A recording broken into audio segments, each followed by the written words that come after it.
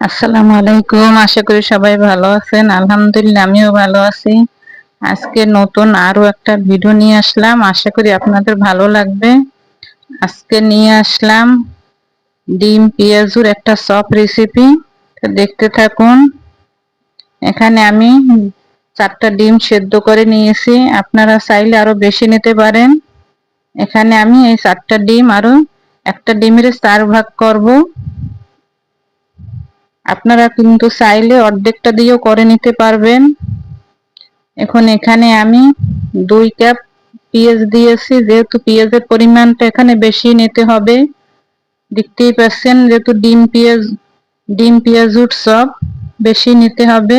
এখানে আমি কাঁচামরিচ দিয়ে দিলাম এবং হলুদের গুঁড়ো দিয়ে দিলাম একটু কালারের জন্য, জিরার গুঁড়ো এবং লবণ। এখন এটা ভালোভাবে মেখে নিতে হবে। মেখে নেওয়ার পর একটু পেঁয়াজটা একটু সফট হলে তারপরে অন্যটা আমি অ্যাড করব। এখানে আমি 1 কাপ বেসন অ্যাড করলাম। আপনারা চাইলে কিন্তু আরো বেশি করে নিতে পারেন, তাহলে কিন্তু সেই ক্ষেত্রে পেঁয়াজের পরিমাণটা আরো বেশি দিতে হবে। আর এখানে আমি শুকনো চাউলের গুঁড়ো দিয়ে দিলাম। আপনারা কিন্তু চাইলে এখানে কর্নফ্লাওয়ার এবং সুজিও ব্যবহার করতে পারবেন, তাতেও কিন্তু কোনো সমস্যা নাই। এখন এখানে আমি অল্প একটু পানি দিয়ে এটা মেখে নেব।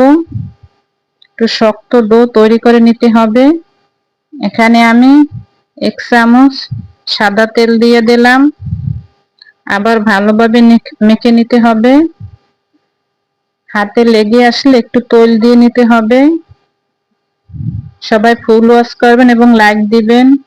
এখন হাতে একটু তেল দিয়ে আমি এই যে একটু চ্যাপ্টা করে নিয়ে একটা 1 ফালি ডিম দিয়ে একটু ভালোভাবে লম্বা করে শেপ দিয়ে নেব।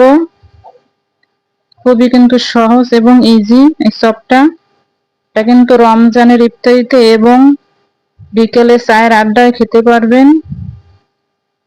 এখন এখানে আমি এই যে সাদা তেল দিয়ে দিলাম।